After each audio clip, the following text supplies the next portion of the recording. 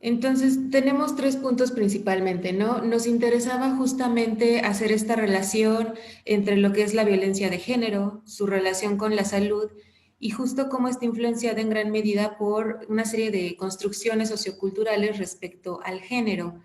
En este punto nos queríamos centrar precisamente en las relaciones de poder vinculadas a las construcciones alrededor del cuerpo, ¿no? Y a partir de esta construcción sociocultural o esta categoría de análisis que es género, ¿no? Cómo se tiene a partir de esta también un cierto dominio sobre estos cuerpos y la incidencia, sobre todo con las prácticas de autocuidado, ¿no? Que era uno de nuestros ejes como principales de interés, ¿no? Y entonces veíamos cómo justo cada cultura pues establece un conjunto de prácticas, ideas, discursos y representaciones como que muy específicas para hombres y mujeres, y pues estos van a reglamentar y condicionar la conducta tanto objetiva como subjetiva de las personas, ¿no? Y esto, por supuesto, pues se podía pasar a cualquier tipo de estructura en nuestras sociedades, ¿no? Incluso en las instituciones que están designadas para de alguna manera visibilizar o trabajar o de alguna manera intentar erradicar estas construcciones que de alguna manera limitan o constriñen las subjetividades de los sujetos, ¿no? Por otro lado, pues veíamos que al acercarnos a las instituciones, justo al revisar como ciertos protocolos, veíamos que había un hueco respecto al cuidado de las trabajadoras. Si bien sabemos que en cada institución, no solo en el estado de Querétaro, ya hay una serie de protocolos de alguna manera establecidos para atender situaciones relacionadas a la violencia de género, y que principalmente quienes atienden a estas mujeres que llegan a estas instituciones son otras mujeres, pues veíamos que había como ahí un sesgo, un hueco institucional respecto a cómo se cuidaba, en este caso, la salud de quienes estaban atendiendo a estas mujeres que habían pasado por alguna situación violenta, ¿no? Entonces también dábamos cuenta que dentro de los protocolos institucionales, pues hay tres líneas principales que justo siguen estas instituciones o estos protocolos, donde pues están enfocadas al tipo de atención que se va a dar a las personas que llegan, también establecer como algunos lineamientos de conducta, es decir, cómo se van a manejar estas profesionales dentro de estas instituciones y por supuesto también para establecer qué tipo de relación se iba a dar entre trabajadores y trabajadoras, ¿no? Esto, por supuesto, alegando como un marco dentro de la perspectiva de género para que este tipo de relaciones pues, sean más equitativas, basadas en el respeto y no terminar cayendo en algún tipo de prácticas como la revictimización, ¿no? Y por último, nos queríamos enfocar sobre, si bien sabíamos que había una relación entre la violencia de género y la salud y el cómo esto se traspasaba al ámbito de las instituciones, pues esto tenía que tener una serie de manifestaciones. Entonces nos quisimos enfocar dentro de la gran gama, ¿no? de posibles manifestaciones, justo en la sintomatología de estrés traumático secundario y está entendiéndolo como estas emociones y conductas resultantes, ¿no? De enterarse de eventos traumáticos experimentados por otras personas. La sintomatología de estrés traumático secundario justo se produce en las personas que trabajan directamente con supervivientes de eventos traumáticos. Y justo es este efecto de que la persona, ¿no? En este caso la que atiende, reproduzca en sí mismo los síntomas y sufrimiento de, en este caso, las víctimas que llega a atender, ¿no? Apareciendo justo cuando el trabajador o trabajadora pues se contacta con sus propias experiencias de abuso y maltrato, ya sea consciente o no, actuales o pasadas, ¿no? Y las cuales pues aún no son integradas o trabajadas propiamente, ¿no? En su vida. Siguiente, por favor. Frente a esto, pues surge como el cuestionamiento, ¿no? Sobre las profesionistas que atienden a mujeres víctimas de violencia. Y justo en estos tres ejes que acabo de mencionar, pues, ¿cómo es que afecta a su autocuidado al compaginar su trabajo con las responsabilidades como madre, por ejemplo, ¿no? Porque muchas de las mujeres con las que estuvimos trabajando, que tuvimos este acercamiento, pues son madres de familia y pues sabemos que compaginan, ¿no?, esta doble jornada con el trabajo institucional y el trabajo que realizan, por supuesto, dentro de sus hogares. Y aún más específico, ¿qué tipo de manifestaciones o sintomatología se presenta por este tipo de ausencia de prácticas de cuidado? Es en este sentido que pues nosotras decidimos abordar la experiencia de vida en el entorno familiar de mujeres que atienden a mujeres violentadas, donde se aplicó pues justamente un enfoque cualitativo con cuestionarios y entrevistas a 26 mujeres dentro de una institución de atención a mujeres violentadas en el estado de Querétaro, ¿no? Y justo esto para mejorar el entendimiento con perspectiva de género de la percepción alrededor de las prácticas de autocuidado que tienen estas mujeres. Siguiente, por favor. Entonces, bueno, los criterios de inclusión que tuvimos para la selección de las participantes fue haber trabajado por lo menos 3 meses en los últimos 5 años atendiendo casos y a personas víctimas de violencia de género dentro pues, de una institución especializada para trabajar estos temas dentro del estado de Querétaro, ¿no? Con estas 26 mujeres se estuvo trabajando una observación no participativa y una entrevista a profundidad. Dentro de esta entrevista incluimos algunas escalas para justo poder medir sintomatología de estrés traumático secundario, ¿no? Entonces, pues bueno, realizamos como una serie de entrevistas individuales, ¿no? A cada una de estas mujeres que decidieron, por supuesto, participar voluntariamente. Y pues aquí lo interesante fueron como los resultados alrededor como de, por supuesto, la información que nos proporcionaron estas 26 mujeres, ¿no? Entonces, siguiente, por favor.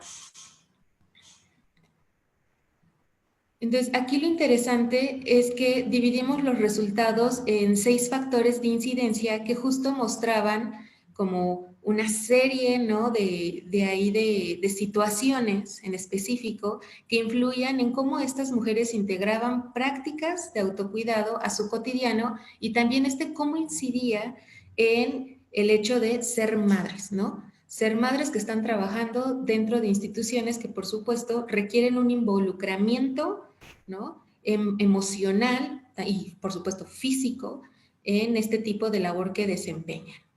Entonces, voy a mencionar así como rápidamente, justo como en cada uno de estos 6 factores de incidencia y qué es lo que se encontró dentro de estos factores, ¿no? Entonces, el primero tiene que ver con el perfil personal de estas trabajadoras, ¿no? Y justo con esta percepción que tienen sobre el concepto de prácticas de autocuidado. Entonces, sabemos justo que la presencia o ausencia de las prácticas de autocuidado pues juega dentro de una dinámica compleja que no corresponde a una única variable.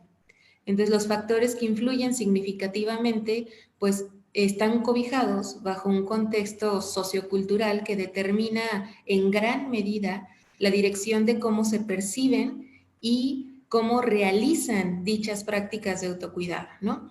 Y pues para las mujeres que son madres de familia, pues esto también es un factor de incidencia como que va inferir en cómo realizan o cómo de alguna manera insertan en su cotidiano estas prácticas de autocuidado, ¿no? Entonces, aquí justo vemos que dentro del perfil personal hay 4 puntos que resaltaron dentro de los discursos de las trabajadoras, ¿no? Primero, pues el tiempo laborando dentro de este tipo de instituciones.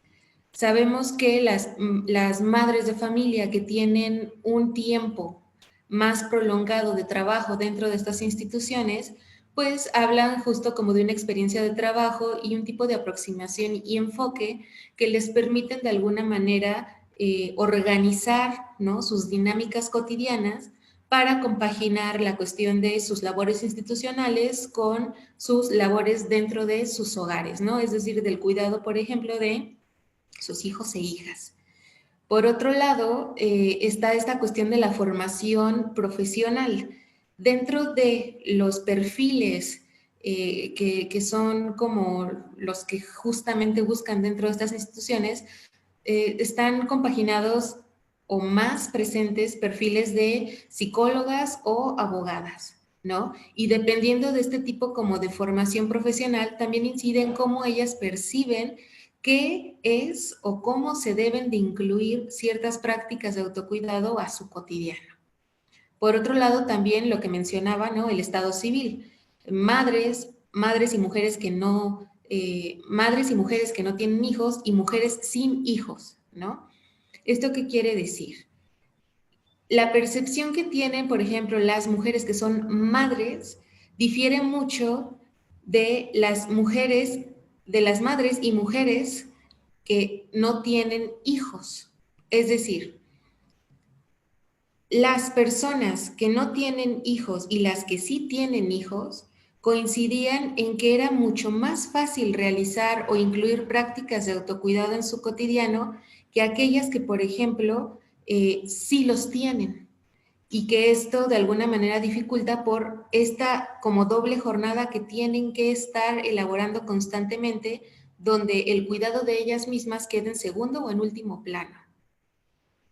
Y por último, por supuesto, el factor de género. Coinciden las mujeres que trabajan en este tipo de instituciones que las mujeres de alguna manera cargan con una serie de preceptos que están más englobados a cuidar, pero sobre todo la apariencia, ¿no? Con la que se manejan incluso dentro de las instituciones, a diferencia de los hombres que, pues, de alguna manera, rescatando como palabras, ¿no? Dentro de estas trabajadoras, pareciera que hay un aspecto como más relajado en cuanto a llevar prácticas de autocuidado. Siguiente, por favor. Y justo aquí pues vemos que hay una complejidad para llevar a cabo prácticas de autocuidado relacionada a cómo piensan e internalizan este concepto, ¿no? Y esto compaginado con su experiencia de vida. Siguiente. Otro de los factores es que hay justo una idea generalizada del concepto de las prácticas de autocuidado, ¿no? En el discurso rescatado de estas servidoras públicas, pues se identifica que efectivamente hay agentes tanto del ámbito personal como institucional que influyen en la posibilidad de llevar a cabo un trabajo de autocuidado. Y a pesar de que estas trabajadoras tienen una idea conceptual general, ¿no? Y esto relacionando el autocuidado a estas prácticas como una buena alimentación, realizar ciertas actividades físicas, ¿no? Por ejemplo, eh, hay un sesgo dirigido a la visión general como de salud, de acuerdo a un modelo biomédico, ¿no? Es decir, que hay salud como ausencia de la enfermedad. O bien que hay una mirada dirigida únicamente a la realización de actividades de recreación o relajamiento. Es decir, me cuido mientras pues llego a mi casa después del trabajo y me siento un ratito a descansar en uno de los sillones de la sala, ¿no? Entonces, esta percepción también se va a ver influenciada por el estado actual que viven, ¿no? Es decir, si en este momento, justo lo que mencionaba antes, ¿no? Si en este momento acaban de tener algún hijo o hija, o sea, es decir, bebés, ¿no? O si estos tienen una edad entre 4 a 7 años, o si ya son adolescentes o son adultos. Esto también va a influenciar mucho el cómo integran prácticas de autocuidado. Y por último, bueno, esta paradoja comportamental que es como muy frecuente, es decir, reconocer la importancia que tienen estas prácticas de autocuidado, pero dar prioridad a otras cosas antes que el cuidado que tienen hacia ellas mismas. Siguiente, por favor. Y bueno, aquí rápidamente nada más para comentar, bueno, sobre la frecuencia de los rasgos resultantes, ¿no? De sintomatología presentada en estas servidoras públicas. Justo aquí se puede ver la incidencia de sintomatología que tiene que ver con una serie de percepciones alrededor de cómo desempeñan su trabajo, ¿no? Y pues, por supuesto, se presentó que efectivamente había una sintomatología de estrés traumático secundario. Siguiente, por favor. Entonces, a manera de conclusión, pues veíamos que justo las mujeres que son madres tienen una carga de actividades mucho mayor por la cuestión de cuidado de los y las hijos e hijas, y que en ellas destaca esta falta de tiempo para poder incluir en su cotidiano pues prácticas de autocuidado, ¿no? Mucho en relación a los factores que antes presenté.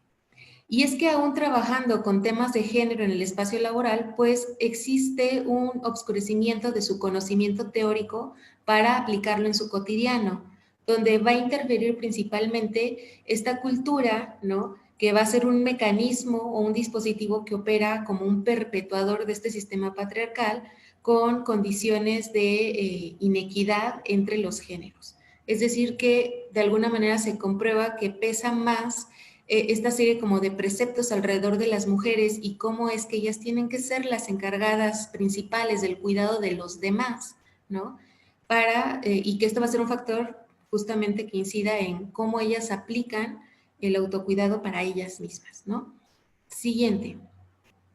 Y es aquí donde justo concluimos que se tiene que trabajar sustanciosamente sobre este concepto general vinculado a este modelo biomédico, ¿no?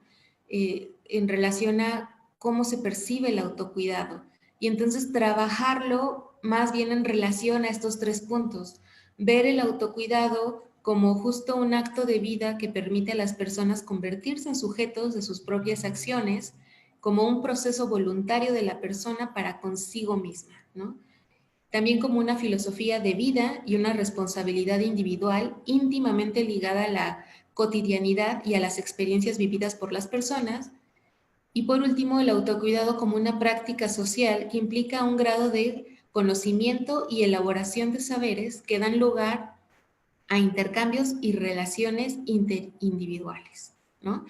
Esto para justo que pues las personas que sobre todo trabajan en este tipo de instituciones y sobre todo las mujeres que son madres de familia puedan de alguna manera elaborar una serie como de posibilidades dentro de sus cotidianidades para insertar, ¿no? Prácticas de autocuidado. Siguiente, por favor. Un minuto, por favor. Sí, y bueno, con eso terminaría la presentación. Muchísimas gracias. Muchas gracias a la maestra Elena Franco. Ahora damos paso a la presentación de la doctora Luz María Galindo. Adelante, por favor.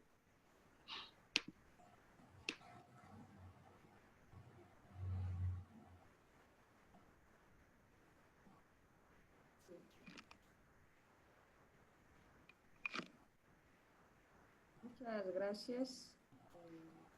Muy buenas tardes a todas y a todos. Yo voy a empezar, bueno, con la ponencia Cuidar como forma de prevenir la violencia contra las mujeres. La siguiente, por favor. Primero voy a empezar contextualizando desde dónde se está comprendiendo esto, ¿no? Desde el feminismo entendido como un movimiento, una teoría que busca la igualdad entre las mujeres y entre los hombres y que utiliza la perspectiva de género como una herramienta para hacer un análisis de las desigualdades. La siguiente, por favor. En este contexto es muy importante comprender cuáles son los roles de género, como ya escuchábamos, bueno, en la ponencia magistral y en la ponencia que me antecedió, o sea, mujeres y hombres tenemos funciones y roles que han sido asignadas en una construcción basada pues en la diferencia sexual. La siguiente, por favor. Y en esta construcción tenemos una comprensión del tiempo diferente. El ser mujeres o el ser hombre nos marca de una manera diferenciada. Bárbara Adams, en los años 90, es una estudiosa del tiempo específicamente en Inglaterra. Entonces ella nos señala que los varones entienden el tiempo de manera lineal, mientras las mujeres lo comprendemos de manera circular. ¿Qué quiere decir esto?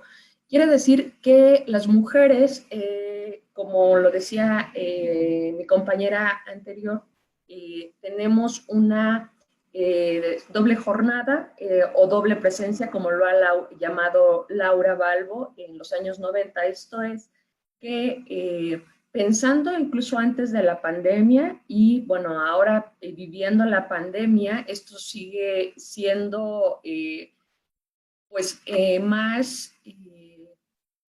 representativo en las mujeres. ¿Qué quiero decir? Que las mujeres antes de la pandemia preparaban el desayuno, probablemente el lunch de las niñas y los niños, los llevaban a la escuela, pasaban al trabajo, saliendo del trabajo pasaban a comprar probablemente alguna cosa, desde fruta o verdura que les haga falta, pero también cosas probablemente que necesiten las niñas o los niños para hacer las tareas y regresaban a casa. Es decir, es circular, mientras que, dice Adam, los varones generalmente se levantan, el desayuno ya está listo, o varones que viven solos no desayunan, salen a desayunar fuera, van al trabajo y regresan a casa, o a lo mejor pasan a hacer alguna compra muy, muy específica, pero regresan a casa.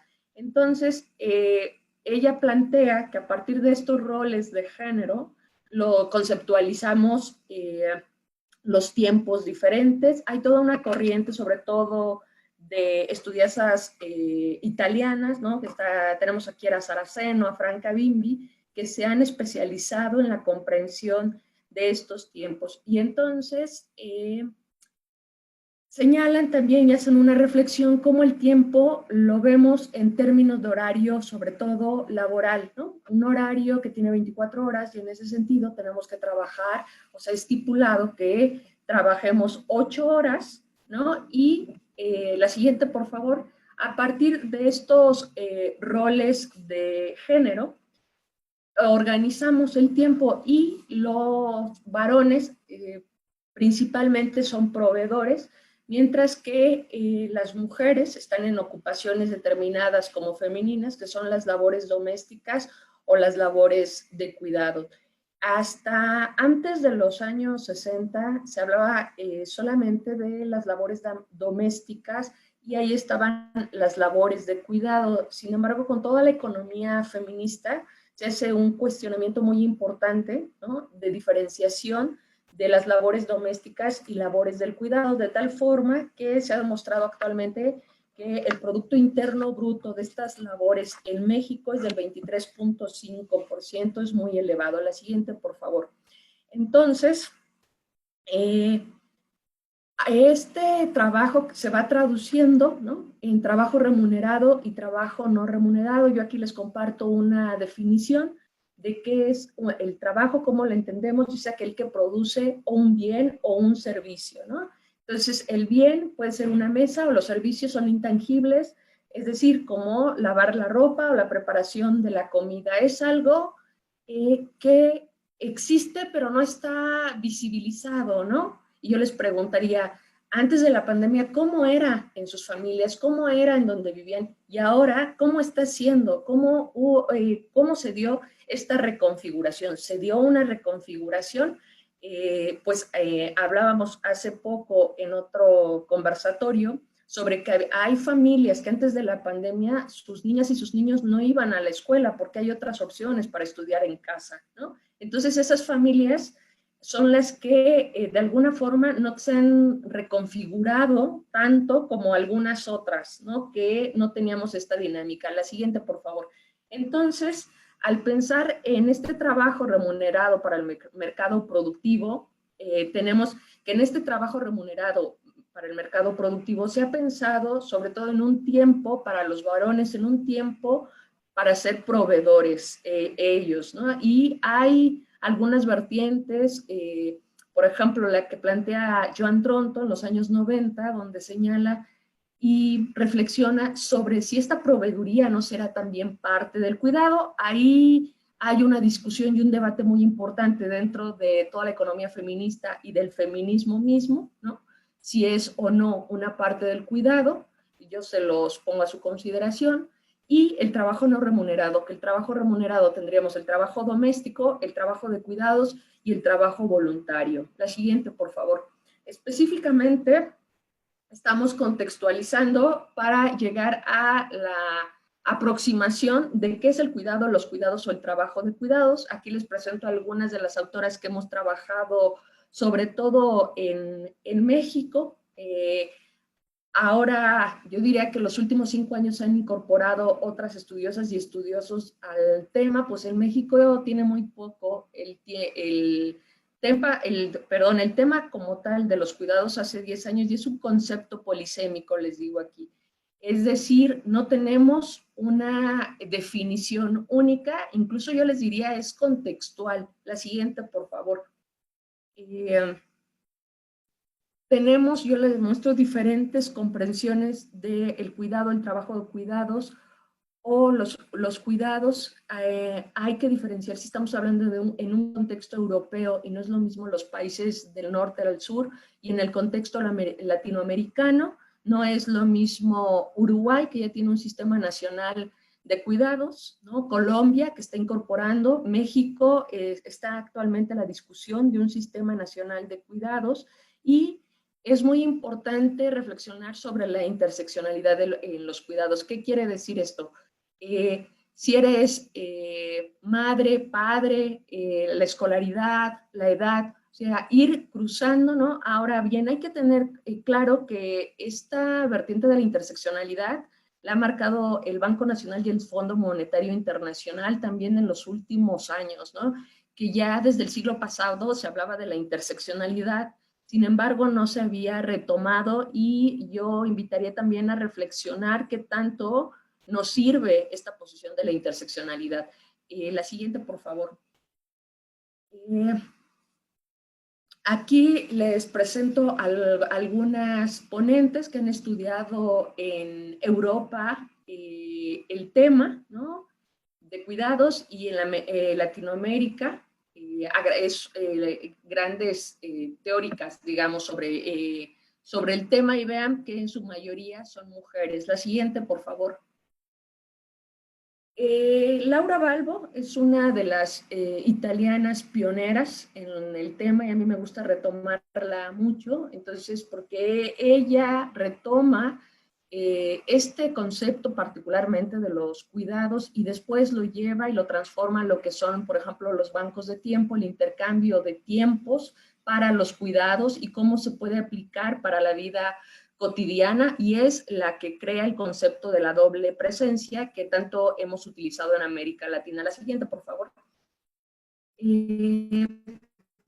Para llegar a la propuesta, ¿por qué el cuidar puede prevenir la violencia? Quisiera tomar esto que les comparto de Ángeles Durán, que es una teórica española, que nos dice que el cuidado es un servicio, un flujo que raramente puede acumularse, es cómo se mide el cuidado, y en su último libro nos habla de que el cuidado es la gestión del bienestar cotidiano entre las personas, entre las redes. Y hay 3 grupos receptores de cuidados: las niñas, los niños, las personas con discapacidad y las personas mayores. La siguiente. Eso es el panorama general desde donde estoy trabajando yo el cuidado. Quiero mostrarles aquí las horas semanales de trabajo doméstico y trabajo de cuidados de hombres y mujeres. Bueno, se ve claramente, ¿verdad?, que las mujeres dedicamos más tiempo tanto al trabajo doméstico y al trabajo de cuidado. Acaba de salir la encuesta nacional de usos de tiempo 2019, en donde nos señala que las mujeres dedicamos 12.3 horas a cuidados directos, mientras que los varones dedican 5.4 horas de cuidado directo. O sea, no ha cambiado mucho con respecto a la encuesta del 2014. Entonces ya pueden revisar la ENUD 2019, que acaba de salir el mes pasado. La siguiente, por favor.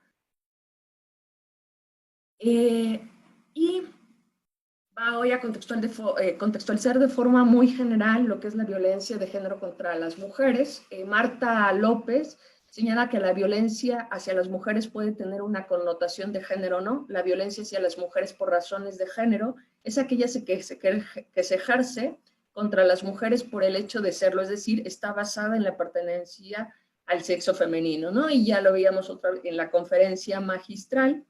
La siguiente nos menciona también datos de la ENDIRE, ¿no? De la 2016, donde se ve claramente que todas las mujeres en algún momento hemos sufrido algún tipo de agresión, sobre todo aquellas que tienen pareja, ¿no? Ya sea el noviazgo, casados.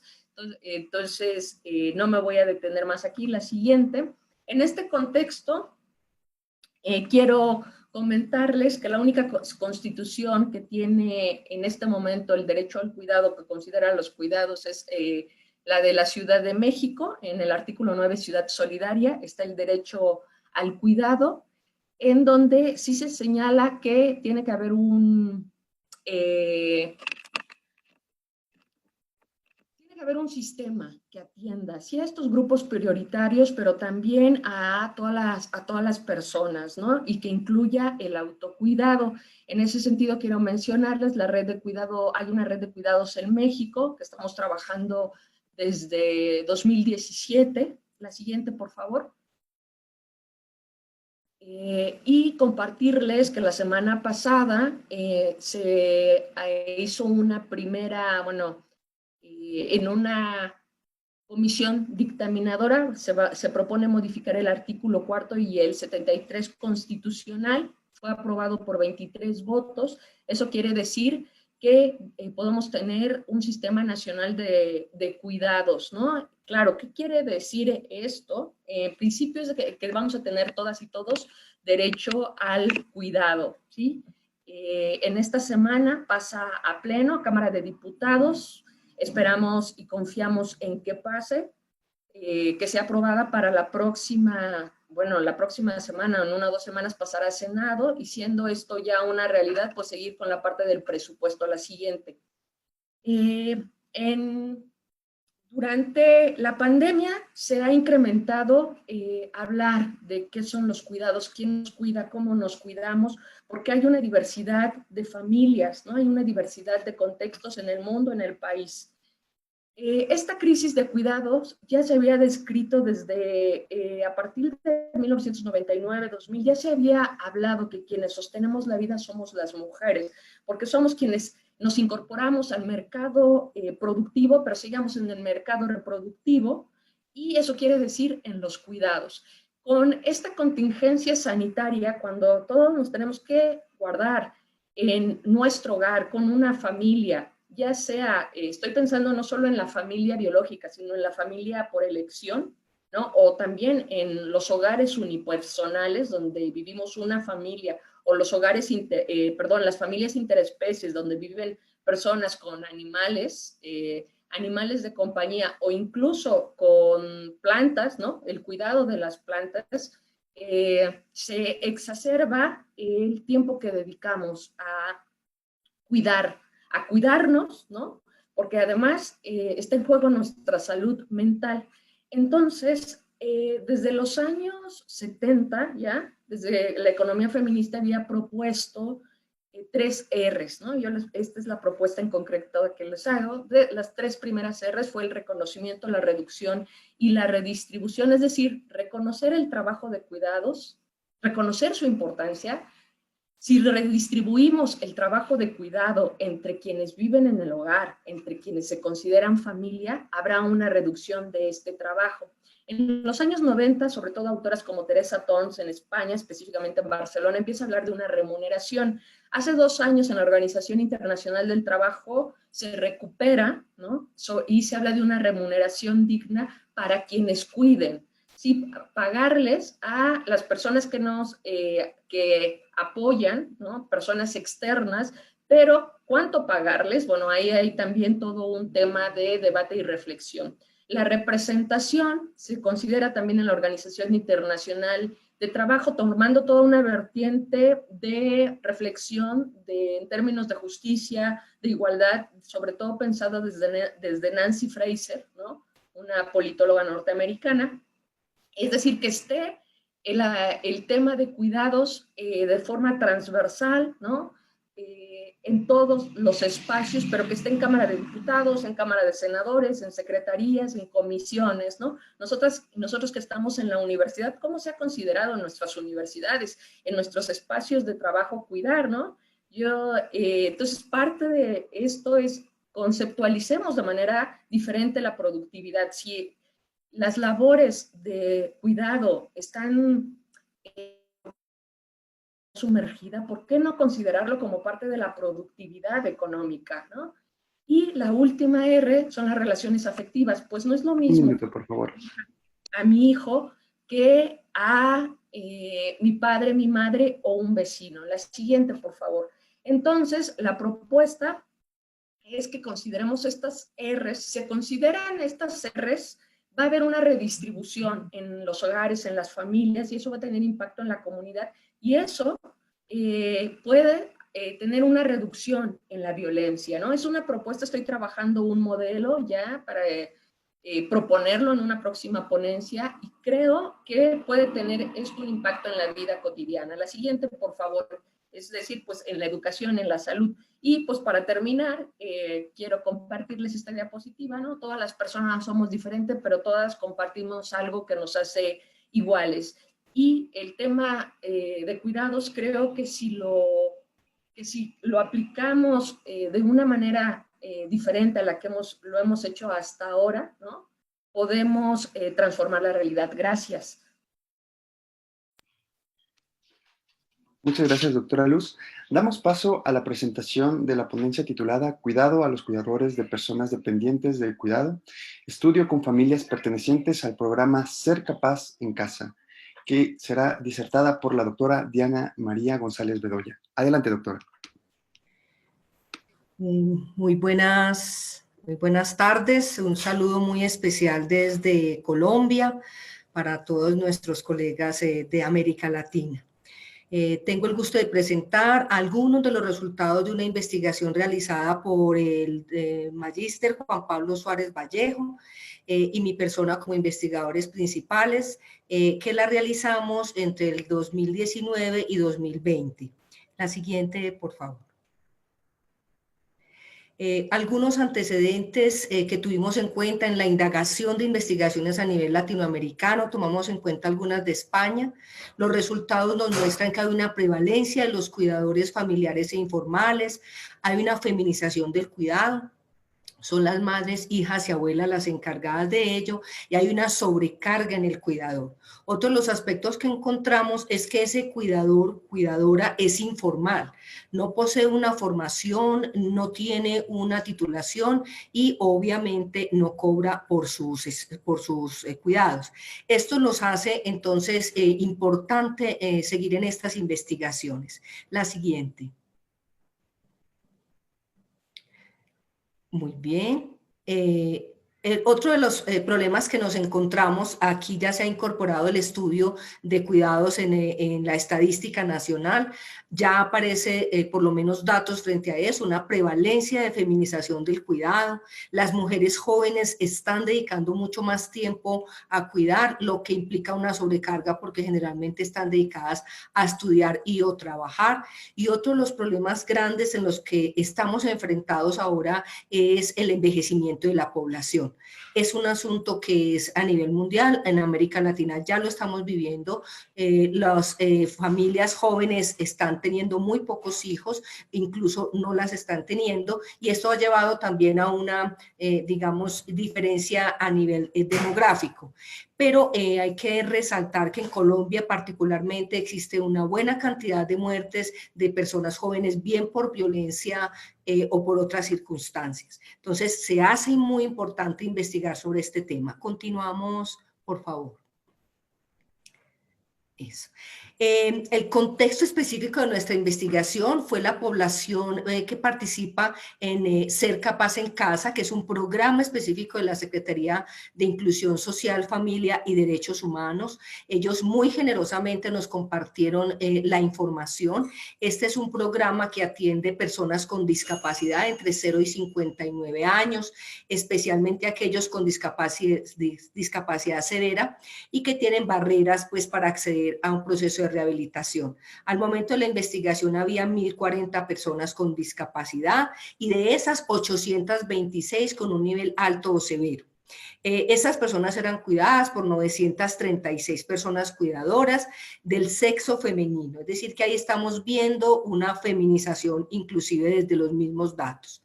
La población es de estrato 1-2, y características algunas es que son cabeza de familia, muchas de ellas conflicto armado, y además la mayoría no trabaja, como lo vamos a ver. Continuemos, por favor. Gracias, muy bien. Voy a pasar esto rápido porque quienes me han precedido han ampliado mucho estos conceptos. Obviamente partimos de un concepto de cuidado, teniendo en cuenta también una crítica feminista. Tomamos al maestro Leonardo Boff pensando en un cuidado integral, la diferencia entre el cuidador formal e informal. Retomamos también para el análisis de la calidad de vida, lo complementamos con la propuesta de Max Neef frente a considerar los satisfactores sinérgicos desde una escala de desarrollo humano, pero también considerando las capacidades que propone la maestra Nussbaum. Continuamos. Aquí está una diferencia fundamental, la diferencia entre capacitación-formación. La primera alude a aquella capacitación puntual, que es muy técnica, es de manera informal, la cual no da titulación y a la cual, como vamos a ver enseguida, es a la que tienen acceso muchos de nuestros participantes. Consideramos la formación aquella que es hecha en un proceso formal, que es titulada y que da lugar a una posibilidad de acceder a nivel laboral o recibir ingresos. Continuamos. Bueno, como les mencionaba, uno de los hallazgos desde la primera indagación fue, vemos que hay una precarización de la vida de las familias, en especial de las personas cuidadoras, disminuye la calidad de vida desde el momento en que hay el diagnóstico, la sobrecarga que implica el cuidado y el hecho de que las personas cuidadoras dedican todo su tiempo a cuidar de esta persona dependiente del cuidado. Continuamos. Lo que les mencionaba sobre las capacidades, quisimos indagar de qué manera se afectan o se potencian en las familias y especialmente en las personas cuidadoras estas capacidades. Continuamos.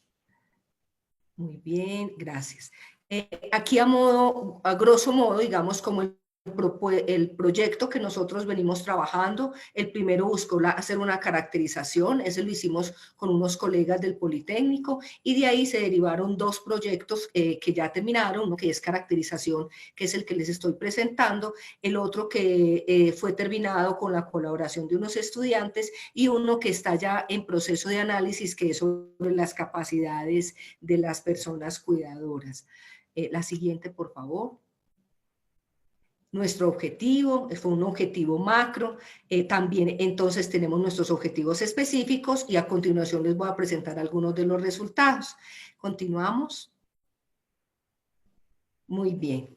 En esa caracterización nosotros lo que hicimos fue tomar la información que tenía el programa Ser Capaz en Casa, porque esto nos permitía potenciar toda la información que ellos tenían en un trabajo muy juicioso de los profesionales. Diseñamos y le hicimos pilotaje a una encuesta que se llama caracterización de la condición de vida, pero está centrada en los cuidadores, sean estos familiares o voluntarios de las personas con discapacidad. Esta fue aplicada a 400 personas con la colaboración muy generosa del equipo de profesionales de Ser Capaz en Casa. Algunos de los resultados que encontramos acá, el parentesco, obviamente aparece la madre, las hermanas, las abuelas y en algunos, muy pocos casos, solo dos cuidadores de oficio. Ellas realizan actividades de suministro de medicamentos, alimentación, terapia física, aseo a la persona, traslado, estrategias de comunicación y lo que nosotros llamamos vueltas, que son todas las gestiones que implica el cuidado de una persona.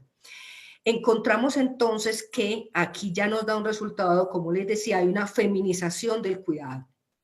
Y el 98.5% de las personas que cuidan a estas personas con discapacidad no reciben ninguna remuneración. Continuamos, por favor. Bueno, algunas de las características, las edades oscilan entre los 20 y los 88 años. Digamos, si sumamos el porcentaje que nos da entre 20, 22 y 21, estamos más o menos entre los 32 y los 67, 70 años. Eso nos está diciendo que incluso las personas cuidadoras ya están siendo personas que requieren cuidado porque son inclusive adultas mayores. A eso se le suma que muchas de ellas, bien por el mismo cuidado, adquieren enfermedades funcionales o precisamente por la edad, lo que las hace doblemente vulnerables. Reconocen dentro de la formación, la capacitación que reciben y todo el acompañamiento psicosocial y terapéutico, el programa Ser Capaz en Casa, que es algo que queríamos también resaltar porque es uno de los programas pioneros en la ciudad. Continuamos. Muy bien, aquí en lo que quisimos denominar agentes relevadores, es decir, personas que relevan al cuidador, que lo hacen por horas. Estas normalmente las personas por su condición económica no pueden pagar a alguien, pero piden el apoyo de algunas personas, que son generalmente algunos familiares, vecinos y muy escasamente otras personas distintas. Estas son más o menos las horas en que ellos son relevados por algunos momentos para ellos poder hacer vueltas, como lo llamamos, que son gestiones. Continuamos. Muy bien. Aquí nos encontramos que entre las funciones del cuidador, de acuerdo a lo que inicialmente planteábamos en un problema ya generalizado, se confirma en nuestro estudio que hay una sobrecarga. Estas mujeres están dedicadas no solo al cuidado del paciente, de la persona dependiente del cuidado, a la alimentación, el aseo, el traslado, silla, cama, etcétera, sino que además tienen que hacer los oficios domésticos y por si fuera poco tienen que hacer las gestiones externas.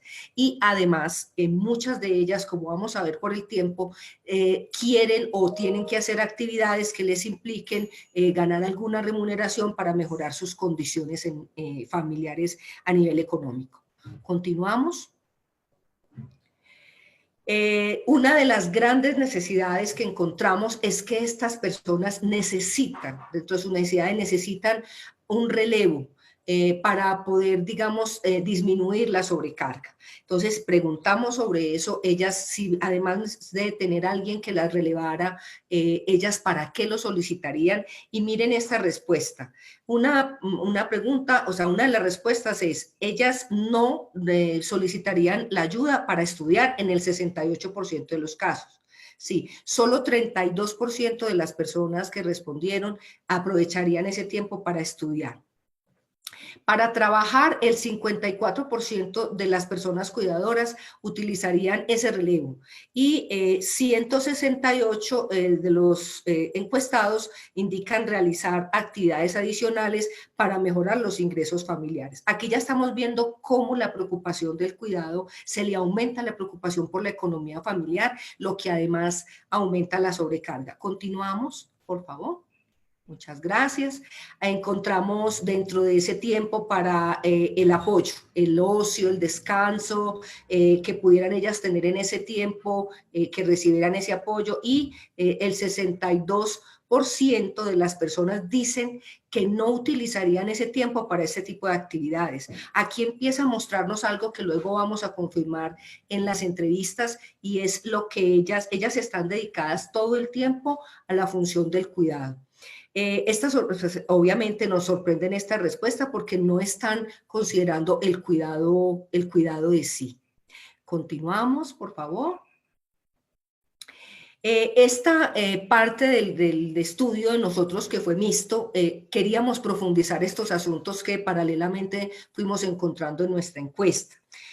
Esto lo hicimos a través de entrevistas en profundidad realizadas a 21 familias en su lugar de vivienda, donde pudimos hacer observación, donde pudimos hacer una interacción e incluso poder acceder un poco como a ese espacio donde ellos conviven. Nuestros resultados son los siguientes en términos cualitativos. Hay una sobrecarga del cuidado en las mujeres de la familia. Ellas tienen unas rutinas extenuantes que pueden comenzar desde las 3 de la mañana, son doblemente cuidadoras porque cuidan de la persona dependiente del cuidado, pero además tienen que cuidar de pronto de su padre o de su familiar de edad mayor, o inclusive de los mismos niños o de los nietos, porque también vimos muchos casos de esos. Entonces lo que eso nos lleva a considerar es que el cuidador o la persona cuidadora se vuelve vulnerable, porque además requiere cuidados para sí, bien porque ya está en la tercera edad, bien porque adquiere una discapacidad o porque inclusive empieza a tener patologías consecuentes del cuidado. Creemos que parte del problema que tiene que ver con esta sobrecarga del cuidado, lo asumen así, es porque hay una distribución inequitativa del cuidado, lo que mencionaba nuestra colega precedente. Aquí hay un asunto que tendríamos que trabajar porque no siempre es que no exista nadie más, sino que las mujeres lo asumen o se les asigna. En muchos casos no había otro familiar. Pero también en todos los casos encontramos que hay una decisión voluntaria o por vocación. Y encontramos desde el punto de vista psicosocial unos efectos negativos. Hay una dependencia del cuidador hacia la persona que cuida. Y esto es un asunto que tenemos que trabajar fuertemente y en lo que las feministas del cuidado queremos apoyarnos mucho y nos han acompañado a reflexionar sobre el asunto. Porque es algo de doble vía. Las mujeres asumimos el cuidado y entregamos la vida a ello, descuidamos nuestra propia vida y empieza a tener valor la vida solo en función de cuidar del otro. Cuando la persona que tenemos que cuidar ya no nos necesita, entonces nuestra vida se esfuma. Encontramos que también hay deterioro, hay un descuido de su vida afectiva, las que han quedado viudas o las que están separadas, no piensan en su vida afectiva, inclusive aunque sean personas jóvenes. Las relaciones familiares también están deterioradas y esto se convierte en una carga para la mujer, pero además una sobrecarga en su asunto afectivo. Y obviamente por estar cuidando de otros, pues pierden su red de apoyo, su red de afectos y de amistades, lo cual va en detrimento de su calidad de vida y de sus capacidades. Creemos que aquí hay un descuido de sí en muchos de los aspectos, en algunos más que en otros, pero también lo que encontramos muy favorable es que aquellas mujeres que han logrado participar de los talleres, entre ellos los que les da el programa Ser Capaz en Casa, que es de cuidado a los cuidadores, algunos de ellos han venido tomando conciencia sobre eso y dedican tiempo para sí. Creemos que el apoyo psicológico que se requiere, un asunto que encontramos muy fuerte, es que hay que trabajar el asunto de la culpa, porque muchos de las personas cuidan a sus hijos y tiene que ver con los embarazos no deseados o problemas de malformación y ellas se culpan a sí mismas por eso, en esa medida asumen el cuidado, digamos, como una especie de culpa, de expiación de la culpa. Hay que trabajar fuertemente para fortalecer las redes sociales de apoyo, de amistades, del espacio religioso, de liderazgo, el tiempo libre para cuidar de sí, el trabajo de retribución económica para los cuidados. Creemos que aquí tenemos que aportarle fuertemente en las políticas públicas que estamos trabajando en la ciudad, en el país. O sea, si nosotros no empezamos a darle la dimensión del aporte económico que tienen los cuidados a la nación y a las mismas familias frente a esto, esto va a ser un problema que va a aumentar. Entonces creo que ahí hay que trabajar fuertemente en las políticas públicas y también para quienes quieran recibir una titulación y ser cuidadores formales que puedan asumir eso como un ingreso. La siguiente, por favor. Muy bien. Dentro de las necesidades de capacitación y formación, creemos... 2 minutos, por favor. ¿Un minuto? Ok, ya voy. 2 minutos, por favor. Bien, creemos que hay que diferenciar el apoyo psicológico de la asesoría psicológica y la capacitación. Que el apoyo psicológico sea específicamente para el cuidador, que la asesoría psicológica involucre a la familia para que esto no se recargue sobre ellos y que la capacitación se diferencie para que ellos puedan manejar de una manera más adecuada a las personas dependientes del cuidado sin caer en riesgo. Continuamos para ir terminando ya. Bueno, esto ya lo dije, continuamos.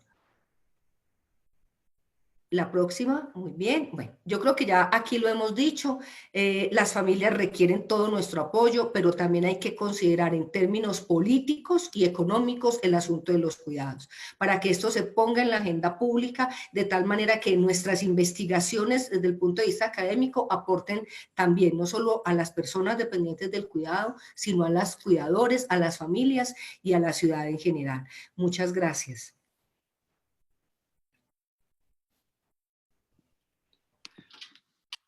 Muchas gracias, doctora. Bien, recuerdo a las y los asistentes que nuestro chat está habilitado para sus preguntas dirigidas a nuestros ponentes. Y a continuación pasamos con la siguiente ponencia que nos presenta Irene Oliver Aguirre, titulada Autocuidado, Género y Generación, el lenguaje de la sexualidad, que nos visita desde la Universidad Autónoma de Querétaro.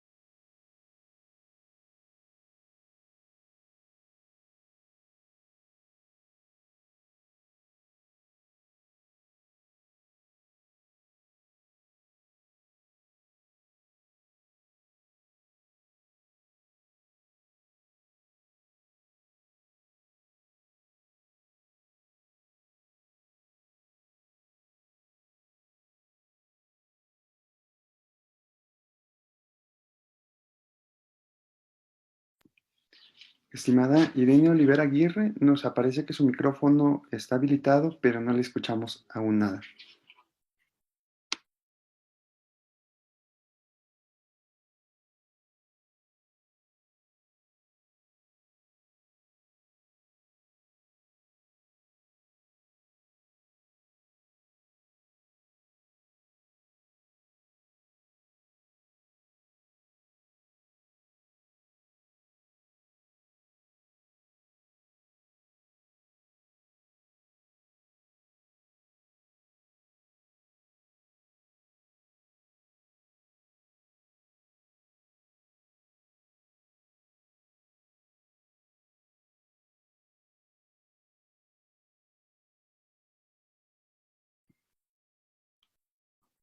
En la parte del micrófono, usted encontrará una flechita hacia arriba.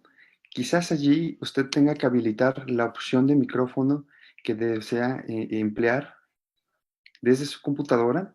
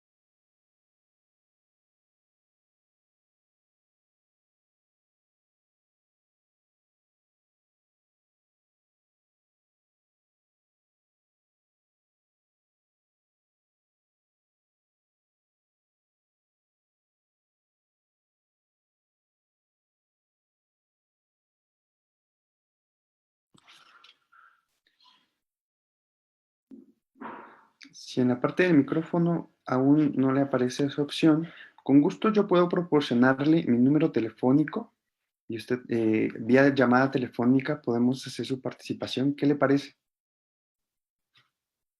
Se lo voy a enviar por chat privado.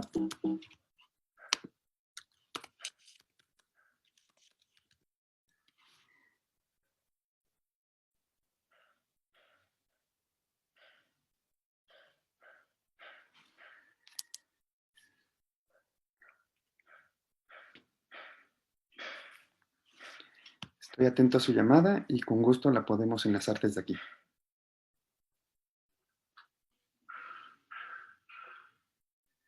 recordarles mientras a todas nuestras asistentes y nuestros asistentes que pueden utilizar el chat para enviar sus preguntas a nuestras ponentes. Le voy a poner en altavoz. Sí. Hola, ¿ya me escuchan? Así es. Solamente voy a silenciar su micrófono. Ok. Y Perfecto. también, Bueno, antes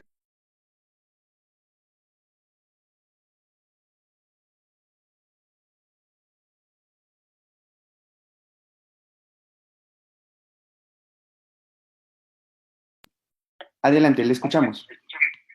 ok, perfecto. Muchísimas gracias. Bueno, pasando este inconveniente técnico que tuvimos, yo voy a presentar los resultados de la investigación que realizamos, titulado Tu cuidado, género, generaciones, el lenguaje de la sexualidad al interior de la familia. Siguiente, por favor. Bueno, nuestro interés para esta investigación parte del hecho de las transformaciones que han vivido las familias como resultado de los cambios de las últimas décadas. El reconocimiento legal y social tanto de diversidades sexuales como de necesidad de educación sexual integral. También las resistencias sociales, religiosas y políticas ante los mismos avances de derechos humanos que ha habido y, la constante búsqueda de identidad, autonomía y la curiosidad de experimentar nuevas vivencias que son características de la etapa adolescente. Surge el interés de analizar cuál es la influencia que está teniendo la familia en la salud sexual y reproductiva de las y los adolescentes a partir de la identificación de estilos, modos y, murallas de la comunicación entre madres, padres y sus hijos adolescentes. Siguiente, por favor. Yo utilizo estas categorías de análisis que son como los principales conceptos con los que baso mi investigación. En primer lugar, claro, están las familias. Utilizo una definición que me gustaría compartirles, que es de Rubris, Rampart, Elman y Hexter, que son terapeutas feministas, familiares, que dice, la familia es una unidad social que expresa los valores de la sociedad y sus expectativas, roles y estereotipos. Enseña los roles de los géneros aprobados por la cultura, tratando y respondiendo a las niñas y los niños de una manera diferente, manteniendo distintas expectativas para ellos y ejerciendo diversas presiones sutiles para unos y otros, produciendo así al varón hombre y a la niña mujer. La familia realiza una función decisiva para la sociedad. En este apartado yo utilizo mucho lo que es también el análisis de la decisión sexual del trabajo al interior de los hogares. También lo que es la autoridad y poder dentro de las familias. Para el concepto de género, yo me baso mucho en lo que es Marcela Lagarde, que ella, dice que el género, además de describir un sistema de relaciones sociales de poder basadas en el sexo y construidas a través de la edad y el contexto de trabajo realizado, también funciona como un sistema simbólico que le otorga cierto valor, estatus, prestigio a los individuos dentro de una sociedad. También retomo a Morón y varias autoras feministas. En cuanto a lo que es la comunicación, yo me enfoco en lo que son los esquemas de Balsavik y también en los estilos de comunicación que pueden llevarse a cabo al interior de la familia, el cual es agresivo, pasivo y asertivo. Yo investigo cuál de estos estilos se está utilizando para hablar de temas de sexualidad con los hijos y con sus hijas adolescentes.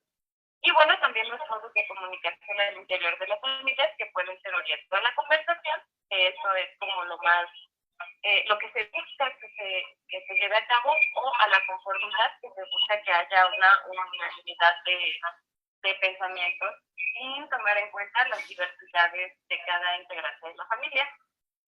También utilizo lo que son términos de sexualidad por la Asociación de Sexualidad Mundial y también sobre el autocuidado. Que entrando antes obviamente con esos anteriores, entonces esto lo voy a dejar así. Antes de continuar, Antes de continuar, le solicito que su computadora la mutee para que no se retroalimente su voz, por favor. Ok. Le baje completo el volumen a su computadora. ¿Ahí está bien? Sí, ya no se retroalimenta. Muchas gracias. Muy bien, perfecto. Muchísimas gracias. No, a usted. Adelante. Siguiente, por favor. Ok, bueno, la población con la que yo estuve trabajando fueron con 68 estudiantes, 44 de ellas son mujeres y 24 hombres. Esto fue en el Colegio de Bachilleres del Estado de Querétaro, en el COVAC 13, Extremeño González. Bueno, como ya mencioné, 65% son mujeres y el 45% son hombres. El 78% tiene 17 años de edad, el 7% tienen 17 y el 12% tienen 18 años. Y bueno, 30 madres fueron quienes en su mayoría respondieron las encuestas y solamente un padre de familia con edades entre los 41 a los 50 años de edad. Siguiente, por favor. Bueno, en cuanto a la composición de las familias, 55% de ellas son monoparentales, siendo únicamente la madre con 60 hijos. Esto se contrapone con la investigación del macrodiagnóstico, en donde en la encuesta realizada en 2005 refiere que la mayoría de los hogares son con jefatura masculina, en un 78%, y únicamente el 29% son con jefatura femenina. Y bueno, en esta investigación, el 29% son familias nucleares compuestas por madre, padre e hijos, y el 16% son familias extensas compuestas por madres, padres, hijos e hijas, y bueno, también hay abuelos, hay primas, primos y otros integrantes. Siguiente, por favor. Bueno, un 64% de las madres en estos hogares se dedica exclusivamente a las labores del hogar. Esto también llama la atención porque al preguntar sobre formación educativa refieren que un 42% tienen estudios universitarios. Sin embargo, no están utilizando estos estudios para tener un empleo remunerado. Porque bueno, sabemos que el trabajo que se realiza en casa es un trabajo no remunerado. El 80% de las familias practica la religión católica y el 19% no practica ninguna religión. Esto es un dato muy relevante debido a que la sexualidad, hay muchos tabúes de la sexualidad al interior de las familias y bueno, las mismas adolescentes y los adolescentes refieren que se debe a la práctica de la religión católica que se está viviendo. Se observa también una división sexual de trabajo al interior de las familias. Las madres realizan la mayoría de las actividades al interior de los hogares, también como lo hemos visto en ponencias anteriores, como planchar, sacudir, barrer, trapear, cuidar a sus hijos e hijas, y bueno, mientras los varones realizan actividades que implican el sacar la basura, arreglar los proyectos del hogar, y en muy pocos casos lo que es cocinar y poner disciplina en casa. Los padres se encuentran mucho más ausentes, no tanto por, los padres que sí conforman las familias, ya que la mayoría de las familias son conformadas por jefatura femenina, pero en las que son por jefatura femenina no se ve prácticamente participación masculina al interior del hogar. En cuanto a las actividades diarias, lavar, cocinar, barrer, trapear, etc. Siguiente, por favor.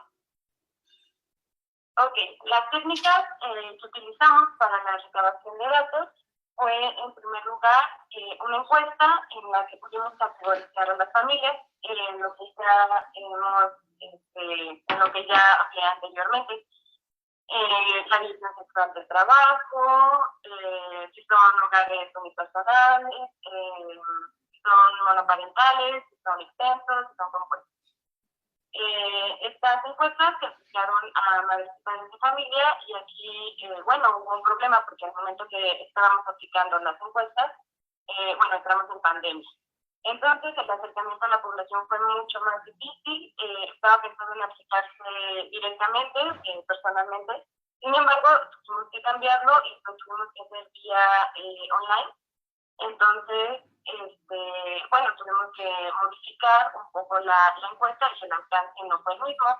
Finalmente, pudimos obtener la respuesta de 31 padres y madres de familia.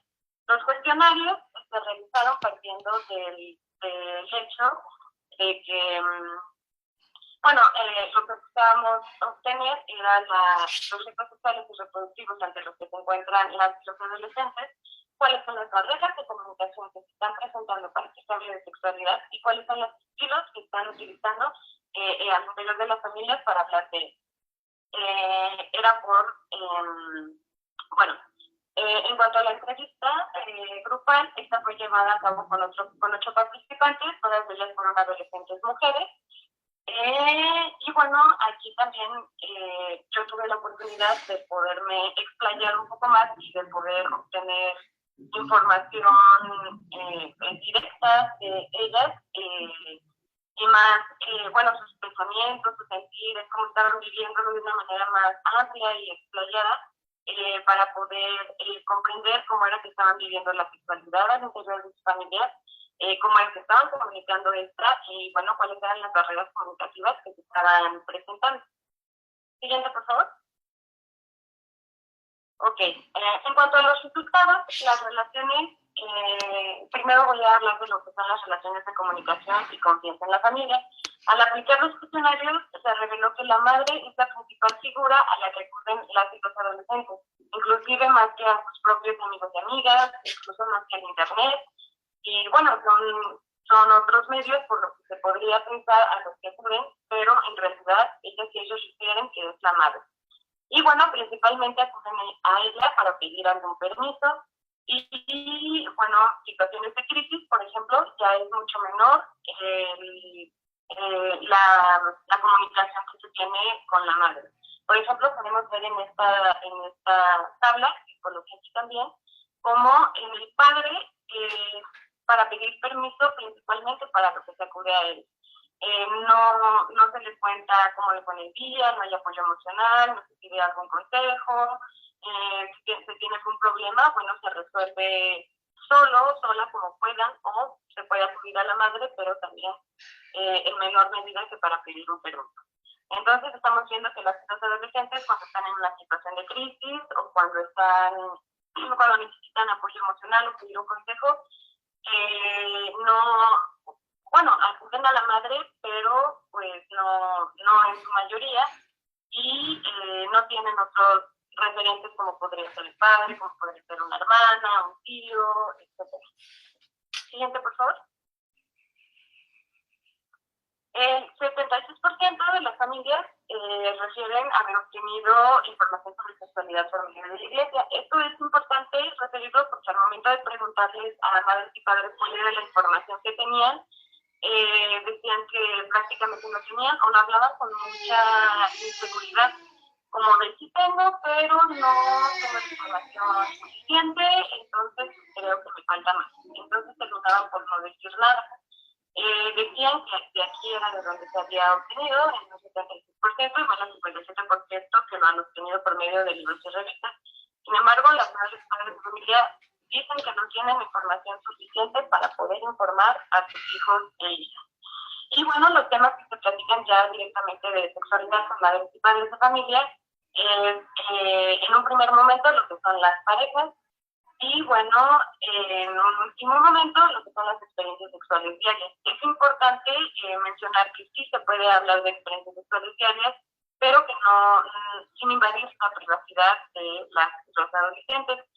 Más que nada como para compartir algún tipo de duda o inquietud que se tenga a partir de alguna experiencia que se haya vivido en el momento.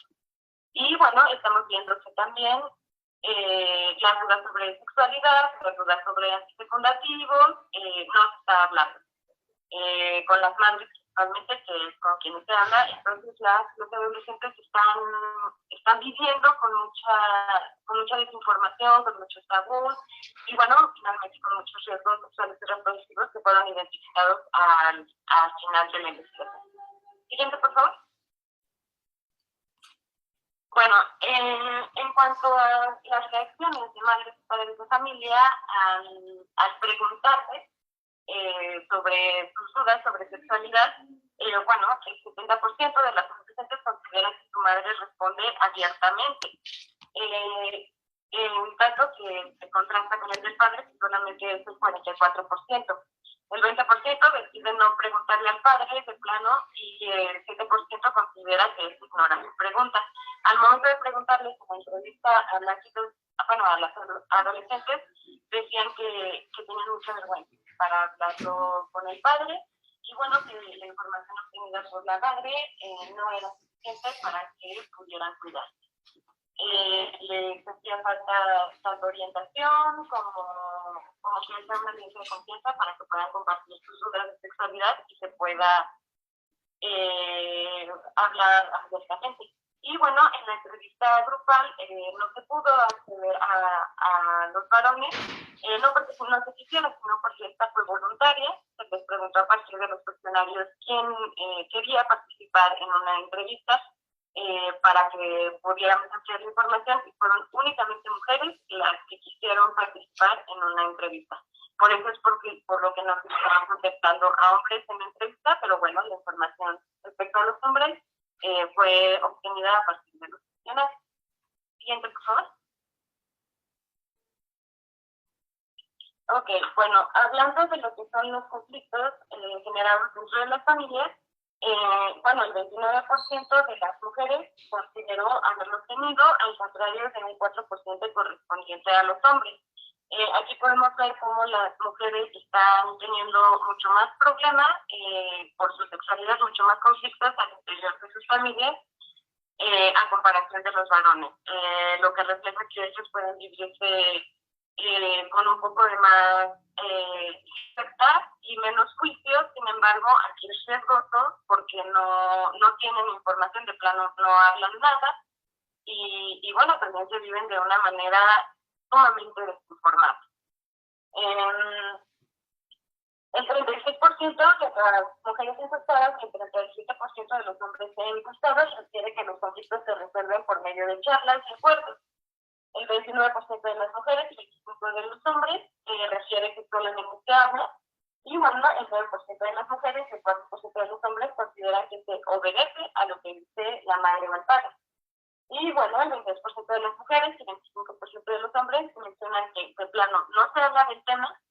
Y bueno, finalmente, un dato que me pareció también interesante, el 8% de los hombres refiere que estos conflictos se resuelven, entre comillas, con más conflictos. Hay más problemas al interior del hogar, en cambio, en el caso de las mujeres, ellas mejor prefieren obedecer lo que se les está diciendo o no hablar. Y no hay una comunicación, claro está, asertiva al interior de la familia sobre sus dudas y sobre cualquier orientación que necesiten acerca de la sexualidad. Siguiente, por favor. Bueno, en esta parte quise reflejar la información que están recibiendo de madres y padres de familia en las adolescentes. Por ejemplo, el 39% está totalmente de acuerdo con que puede realizar preguntas sobre sexualidad de su madre y únicamente el 20% a su padre. Sin embargo, solo el 17% está totalmente de acuerdo con que la información recibida por la madre es suficiente y el 8% recibida por el padre. Y bueno, a pesar de los diversos medios por los cuales las y los adolescentes han recibido información, solamente el 39% ni siquiera llega a la mitad. Está totalmente de acuerdo con que cuenta con información suficiente para poder cuidarse y para poder vivir una sexualidad libre. Y bueno, el 23% está totalmente de acuerdo en que puede expresar libremente su sexualidad en su familia. Estamos hablando que prácticamente el 70% de las adolescentes no puede expresarse libremente, con tranquilidad, la sexualidad de su familia. Siguiente, por favor. Bueno, en cuanto a los riesgos sexuales y reproductivos ante los que se encuentran las y los adolescentes, bueno, el 45% de las mujeres y el 66% de los hombres han utilizado alguna vez algún condón masculino, que bueno, sabemos que es el principal método que se utiliza para cuidarse. Sin embargo, solamente el 22% de las y los adolescentes considera que es el método adecuado para poder utilizarlo. Entonces, bueno, estamos hablando de un 50%, para ponerlo en promedio entre mujeres y hombres, están utilizando un condón, pero que no saben cómo utilizarlo. Y de plano, por ejemplo, en una entrevista me decían que preferían las mujeres no utilizarlo a utilizar un condón porque les daba miedo y por el tabú que implicaba utilizar algún método antifecundativo. Siguiente, por favor. Bueno, aquí quise reflejarles un poco de lo que fue la entrevista con las 8 adolescentes, mujeres de 17 y 16 años de edad, en donde pude recolectar tanto división sexual del trabajo hasta los riesgos sexuales y reproductivos ante los que se encuentran expuestos, cuáles son las barreras comunicativas que se están presentando, que principalmente son la falta de tiempo y la falta de confianza. La falta de confianza, en más de un 50% respondían que las madres es el motivo por el cual no se está hablando sobre temas de sexualidad. Allí tuve la oportunidad de que me contaran sus experiencias diarias y bueno, fue muy interesante porque, bueno, por ejemplo, me comentaban que se practicaba la religión católica al interior de sus familias y que no creían que eso era inclusive necesario, pero al momento de preguntarles si consideran que esta práctica influye en la educación sexual que han recibido y cómo, llegaron a un acuerdo de que esta la atraviesan en su totalidad. Desde poder realizar preguntas básicas sobre la utilización de toallas sanitarias o métodos antifecundativos, hasta una incómoda dinámica familiar, así lo referían ellas, basada en tabúes de la sexualidad. En general, bueno, las adolescentes pude ver en esta entrevista no consideran que puedan preguntar sus dudas, hablar y disfrutar libremente de su sexualidad en sus familias, tienen miedo al regaño, tienen miedo al castigo, no consideran que exista la confianza suficiente y refieren que sus madres y padres se cierran a hablar del tema. Los conflictos que han tenido lugar los identifican a partir del hecho de que se quedan solas en casa, entonces están con algún chico, con algún novio, con alguna pareja, y bueno, esto genera bastantes conflictos con sus madres y padres. Y claro, de choque de creencias en temas como la homosexualidad, el aborto, y por estos temas se les han incluso prohibido amistades. Me decían dos chicas, por ejemplo, que son homosexuales, que sus familias les retiraron el habla al momento de decir que lo era, y les retiraron el habla de 2 semanas a 1 mes. Entonces, pues bueno, estamos viendo que no pueden vivir libremente su sexualidad en su familia y se ven duramente juzgadas y bueno, no hay ningún tipo de información que pueda orientarlas para que puedan vivirse libres y con seguridad.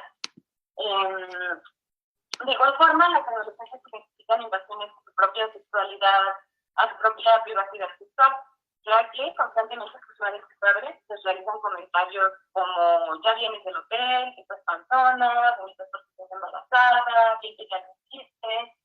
Y bueno, estos comentarios claros se contraponen con la información, los silencios, los regaños que toman lugar al surgir algún tema de sexualidad al interior de sus familias. Y bueno, a su vez los adolescentes perciben que sus madres y padres poco a poco van conciliando el tema de sexualidad de sus hijas e hijos.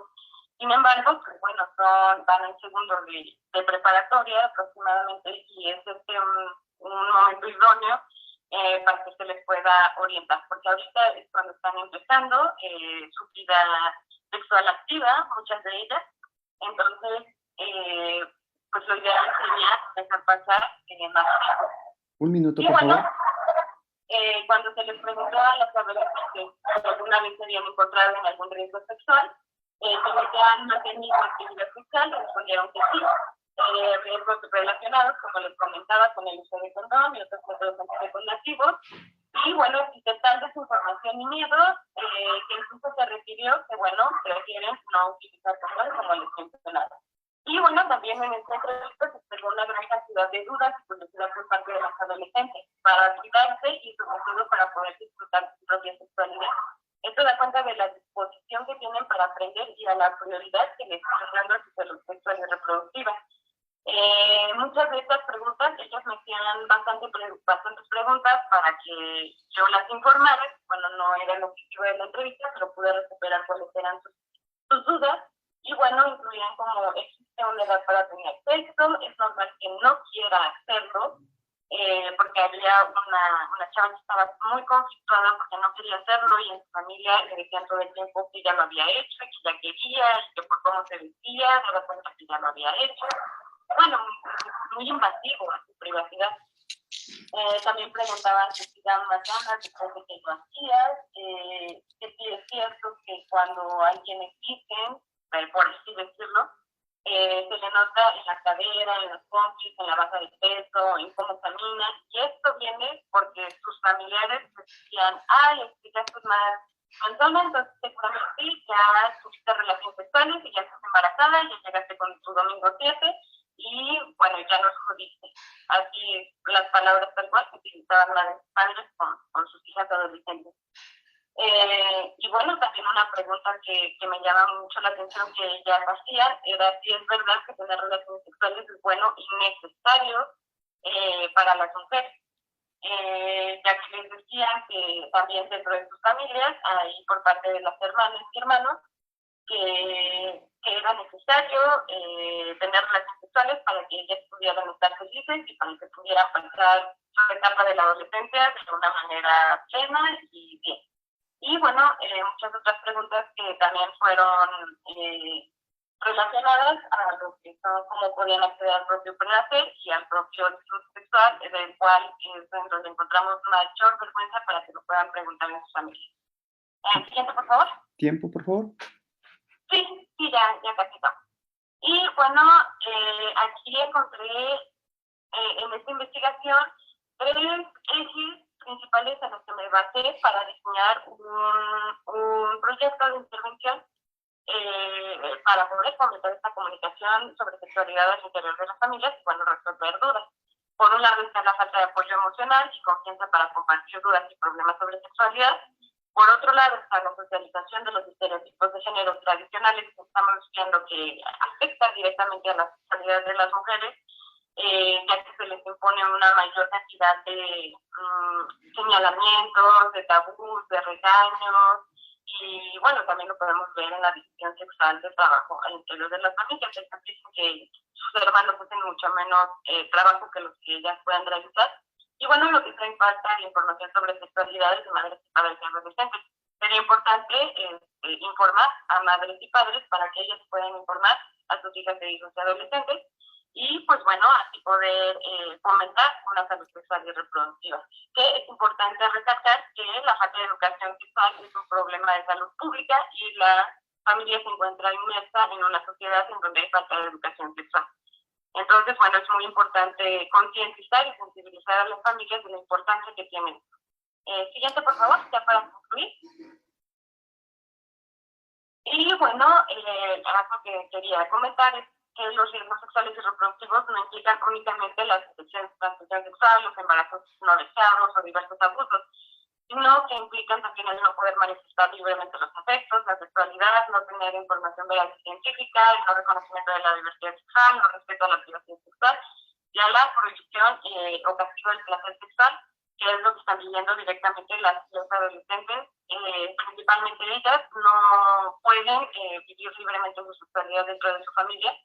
Y bueno, la comunicación que observé en esta investigación es agresiva, es burlona, es invasiva y es castigadora. Entonces, pues bueno, por ahí es por donde hay que llegar. Siguiente, por favor. Tiempo, por favor. Sí, y ya sería todo. Muchísimas gracias por su atención. A usted, si se mantiene aquí en la línea para la ronda de preguntas y respuestas. Bien, entonces, pues he recibido algunas preguntas de parte de todas las y los asistentes. Si les parece, las pongo sobre la mesa para cada una de las ponentes que nos acompañan y quizá tomar participación entre 2 a 3 o 4 minutos. Y entonces, les cedería el paso. Algunos interrogantes que creo yo se podrían discutir dentro de esta mesa. La primera, sin lugar a dudas, podría estar en la pregunta, ¿cómo se interrelaciona la violencia y el autocuidado? La otra sería, ¿cuáles son algunas estrategias que podrían establecerse a favor de desarrollar una cultura del autocuidado?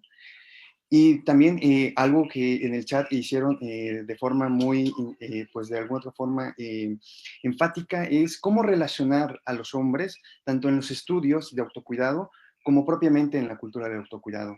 Entonces, si les parece, comenzamos con la primera presentación o con nuestra primera ponente. Le cedo la palabra a la maestra Elena Gutiérrez Franco, 2-3 minutitos para contestar estas preguntas y vamos así sucesivamente. Sí, claro. Nada más podrías repetirme, por favor, la primera que te escuché medio cortado. Entonces, nada más, por favor.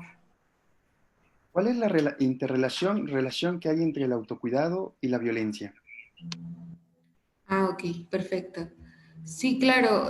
Pues algo que yo comentaba, o al menos de lo que yo he estado como trabajando, es justo que tiene que ver con las relaciones de poder, ¿no? Y esto, o sea, rescatándolo, por supuesto, desde Michel Foucault, que tienen que ver estas relaciones de poder vinculadas a estas representaciones o construcciones alrededor de los cuerpos, ¿no? Y que estos van a fungir justamente como dispositivo como de dominación, ¿no? De estos mismos.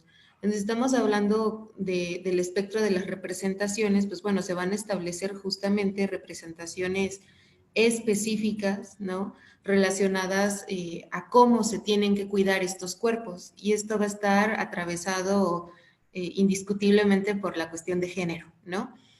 Va a haber representaciones específicas de cómo se tienen que cuidar los hombres, cómo se tienen que cuidar las mujeres, ¿no? Entonces, y creo que esto va muy, muy en relación a la última pregunta de, bueno, ¿cómo incluirlos? Bueno, en ambos casos, tanto para varones como mujeres, pues la cuestión sería comenzar a cuestionar justo, ¿no? Ese tipo como de discursos o representaciones específicas que han dictado cómo se tienen que cuidar unos y otras, ¿no? Y en relación, por ejemplo, a las prácticas de autocuidado, por ejemplo, ahora que mencionábamos que, bueno, que hay una feminización en relación a las prácticas de cuidado, pues bueno, también cuestionar, ¿no? Es este precepto de que las mujeres son las principales cuidadoras de los y las otras.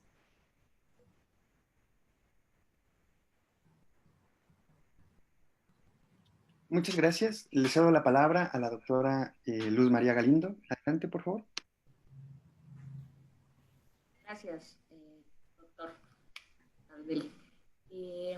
Me parece, voy a empezar por la segunda respuesta, ¿cómo incorporar a los varones en estas tareas? Yo creo que ya se están incorporando poco a poco y ya desde antes de la contingencia sanitaria había grupos ya de varones trabajando con varones, ahora se unieron diferentes redes, se llaman cómplices por la igualdad, ¿no? Son varones que están sensibilizando y trabajando con otros varones para reflexionar sobre cuáles son las ventajas también de redistribuir los trabajos dentro de casa, ¿no? Pues sabemos que con la pandemia se incrementó la violencia contra las mujeres, siendo un factor importante que los varones tuvieron que regresar, que estar confinados en casa. Sí, entonces hacerlos poco a poco partícipes no es tarea sencilla, pero ya, insisto, hay hombres trabajando con otros hombres desde hace tiempo, pero específicamente este grupo ahora lo está haciendo en diferentes partes de la República Mexicana. Y iría a la parte de autocuidado y cuidados con respecto a la violencia y yo les diría, ¿cómo nos autocuidamos? ¿No? ¿Cuándo fue la última vez que ustedes desayunaron a tiempo o comieron a tiempo, durmieron, tuvimos tiempo libre o tiempo de ocio, ¿no? O sea, ¿cómo nos estamos cuidando? Y evidentemente no nos estamos cuidando porque estamos trabajando en casa. No hay una legislación en nuestro país del trabajo a distancia y eso aumenta el estrés. Al aumentar el estrés, solemos ser más violentas las personas, ¿no? Entonces hay más tensiones dentro de casa. Entonces me parece que hacer, bueno, lo vimos esta mañana, ¿no? Además, otros tipos de violencia que no eran tan evidentes, ahora lo están siendo. Entonces me parece que estos espacios nos permiten reflexionar e ir construyendo, primero para nosotros, en términos de cuidarnos, y en la medida que nos vayamos cuidando, creo que podemos expandir el cuidado hacia las demás personas. Gracias. Muchas gracias, doctora. Doctora Bedoya, por favor, adelante. Bueno, muchas gracias. Yo creo que lo primero es que ya la sobrecarga femenina del cuidado y la feminización del cuidado ya son una violencia hacia las mujeres. Entonces, manifestada como micro, pero también como macroviolencia. En ese sentido, yo creo que tendríamos todo lo que podamos hacer para disminuir la sobrecarga de las mujeres y para democratizar los cuidados es un aporte a ello.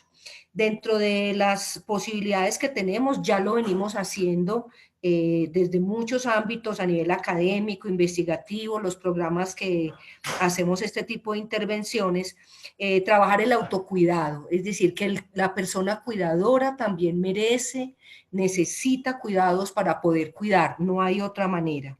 El asunto de hacer del cuidado una ética, pero también una política, es decir, que el cuidado no sea solo del ámbito doméstico, solo de las mujeres hacia otros, sino que sea toda una ética común. Pues como bien algunas feministas lo han propuesto, creo que ahí tendríamos también mucho para trabajar al democratizar los cuidados en la familia, es hacer todo ese trabajo de acompañamiento, de conciencia también, de que cada miembro o cada integrante de la familia merece cuidados, pero también puede aprender a cuidar, que esto no es un asunto solo de las mujeres, sino que el cuidado de sí, el cuidado del otro y el cuidado de lo otro es una responsabilidad ética y política que nos compete a todos. Y obviamente quienes trabajamos con familias sabemos que desde ahí se puede comenzar a hacer ese trabajo, liberando la carga de las personas dedicadas al cuidado, permitiéndoles que hagan conciencia de que su vida no tiene por qué estar solo en función de cuidar de otros, sino que también hay una responsabilidad ética de cuidar de sí. Y en esa medida ahí se involucran los hombres, obviamente. En el caso de nosotros, en una investigación posterior que va a continuar, la idea es hacer talleres con las familias cuidadoras que involucran a hombres y mujeres para hacer todo este proceso de acompañamiento. Y obviamente esto tiene que ser un trabajo de ciudad, un trabajo de compromiso político en el que las políticas públicas involucren todo este tipo de cosas, además de mejorar las condiciones y la calidad de vida de las personas cuidadoras. Muchas gracias. A usted, doctora, le pido entonces, le cedo la palabra a nuestra compañera Irene. Le solicito nuevamente que mutee su computadora para que le podamos escuchar de forma clara.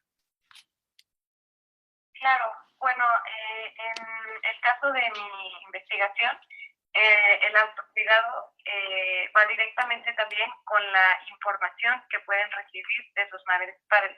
Y esta información, bueno, es cuidado también, es cuidado a sus hijos e hijas. Entonces, el poder recibir la información adecuada, científica, veraz, información libre de prejuicios y de tabús, puede fomentar que el mismo autocuidado, tanto de madres y padres de familia, con sus mismas experiencias sexuales, hasta el cuidado que le pueden brindar a sus hijos e hijas adolescentes.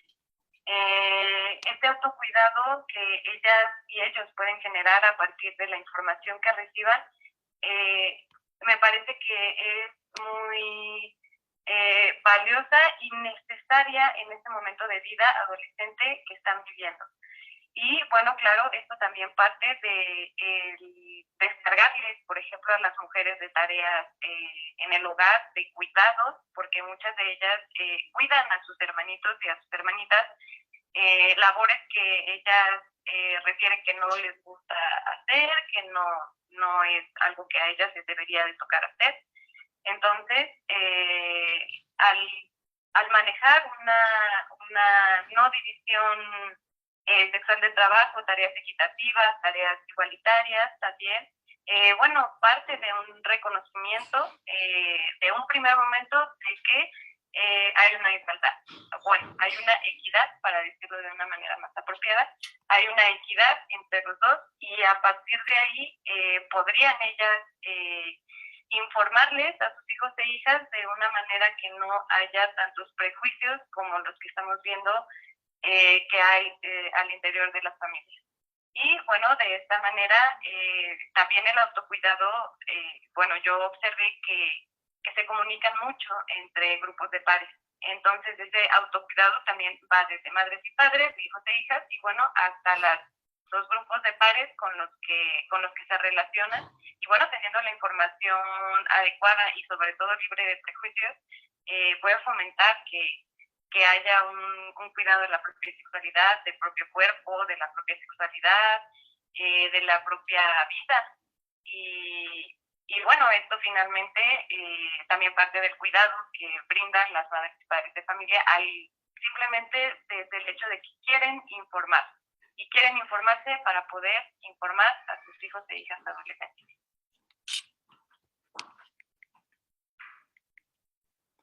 Muchas gracias.